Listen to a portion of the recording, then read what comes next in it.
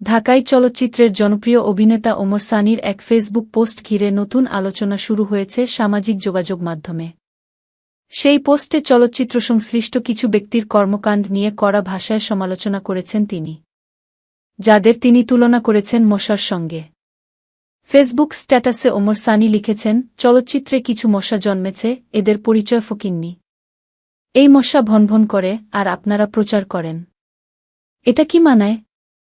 যদিও পোস্টে সরাসরি কারও নাম উল্লেখ করেননি এই অভিনেতা, তবে পোস্টের মন্তব্যের ঘরে অনেক ভক্ত অনুরাগী অভিনেতা ও পরিচালক হাসান জাহাঙ্গীরের দিকেই ইঙ্গিত করছেন।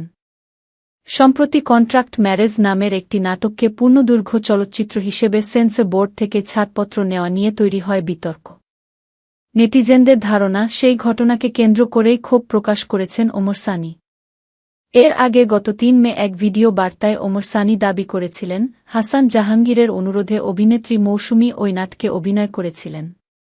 পরে খরচ তোলার কথা বলে সেটিকে টেলিফিল্মে রূপান্তরের অনুমতি দেওয়া হয় বলেও দাবি করেন তিনি। এদিকে মৌসুমীও বিষয়টি নিয়ে বিস্ময় প্রকাশ করেন।